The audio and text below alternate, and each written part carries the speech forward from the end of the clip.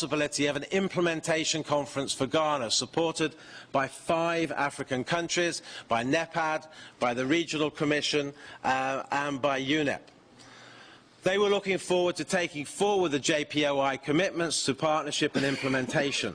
Donors were approached, and what we saw was an early indication in 2003 and 2004 that the outcome from Johannesburg were not a high priority in the development departments of the donors.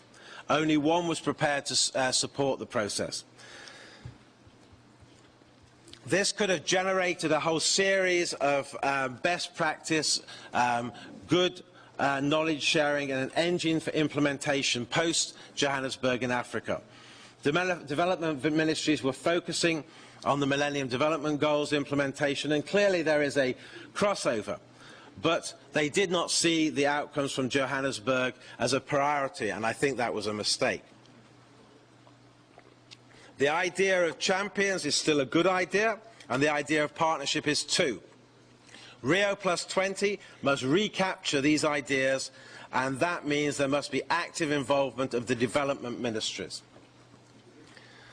I want to take us to the second point, problems within the UN system.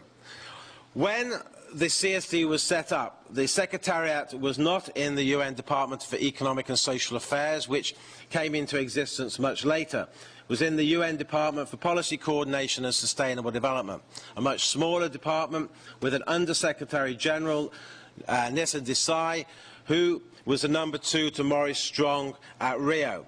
Under DPCSD was the Division on Sustainable Development.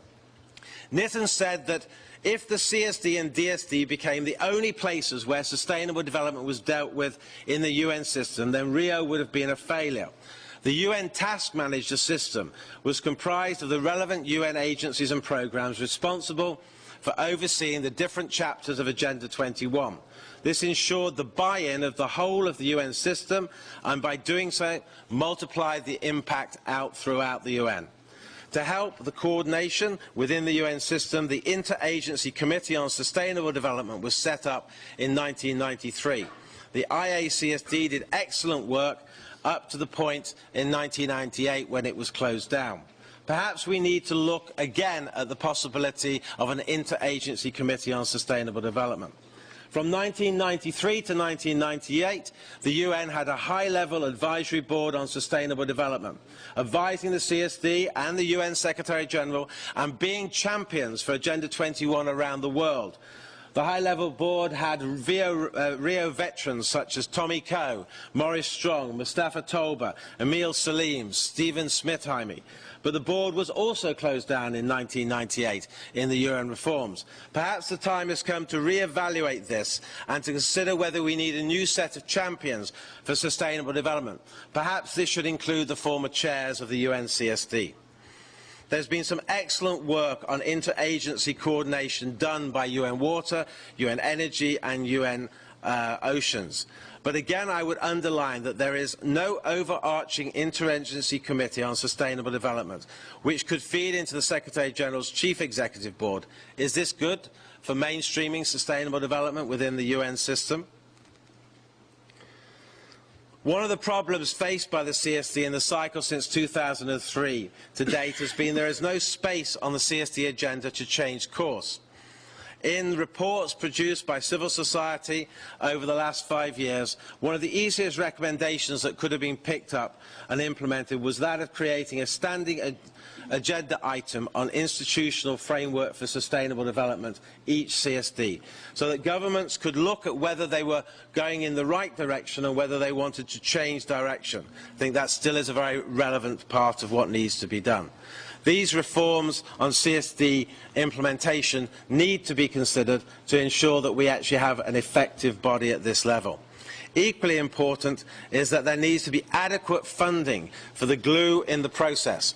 Perhaps we need to recognise that at the moment there is a lack of money both at the intergovernmental level, at the national level and at the stakeholder level.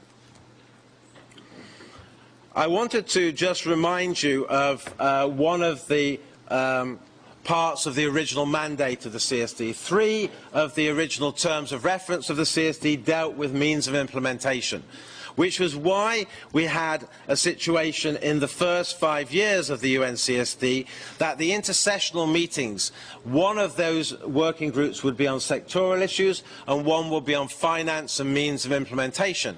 And that is why the development ministries used to send high-level representation to the CSD in that first 5-year period. And I think that's a very important thing to do. We're missing some of the most important departments, and those are the ones with money. We need to re-establish national councils for sustainable development at the national level, so there is a conjugate to enable processes to be joined together with stakeholders and governments at the national level. In summary, Rio+20 should reboot sustainable development. It should re-establish effective national processes, including CSDs. It should involve new stakeholders such as regional government, foundations and parliamentarians. It should re-establish an effective interagency committee on sustainable development. It should bring together a high-level group to help guide the CSD in the future. It should focus on champions to replicate good practice. We should revisit the issue of monitoring effective means of implementation at Rio+20. Bring the relevant government ministries to the table, the ones with the money, and we should adequately fund sustainable development process at all levels, intergovernmentally, national and stakeholder. And what we need now is new thinking. As Albert Einstein said, we can't solve the problems by using the same thinking we used when we created them. Thank you very much.